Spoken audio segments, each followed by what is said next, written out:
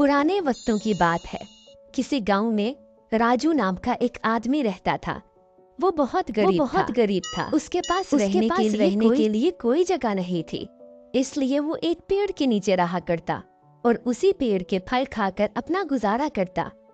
एक दिन उसे पेड़ के पास एक लकड़हारा खड़ा नजर आया, जो पेड़ काटने की तैयारी कर रहा था।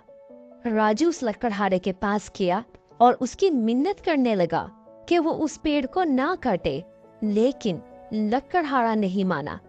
राजू ने आसपास के लोगों को इकट्ठा कर लिया और बोला, देखो भैया, लकड़हारा इस पेड़ को काट रहा है।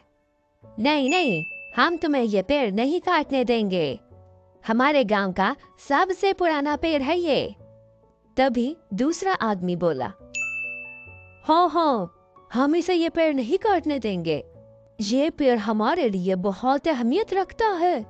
आखिर ये सब देखकर लकड़हारे ने हार मान ली और पेड़ काटने का ख्याल दिल से निकाल दिया और वहाँ से चला गया।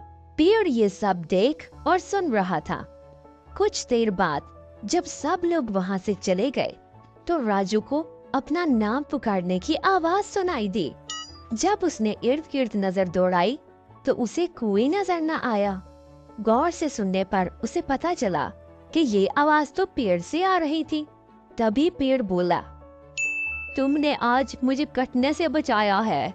मैं जानता हूँ कि तुम बहुत गरीब हो। मैं तुम्हारी मदद करना चाहता हूँ। मेरी बात ध्यान से सुनना। रोज मेरी शाखों में से एक फल तोड़ना और एक दुआ मांगना। तुम जो मांगोगे तुम्हें जरूर मिलेगा, पर ये याद रखना कि तुमने एक दिन में सिर्फ एक ही फल तोड़ना है और एक ही दुआ मांगनी है। जरूर जरूर, मैं ऐसे ही करूँगा। राजू बहुत खुश हुआ और उसने एक फल तोड़ा और दुआ मांगी। तभी उसके सामने बहुत सारा खाना आ गया। अब राजू रोज एक फल तोड़ता और दुआ मांगता, जो फौरन पूरी हो जाती। थोड़े ही दिनों में उसकी हालत बदल गई। अब उसका अपना घर था। उसके पास किसी चीज की कमी नहीं थी।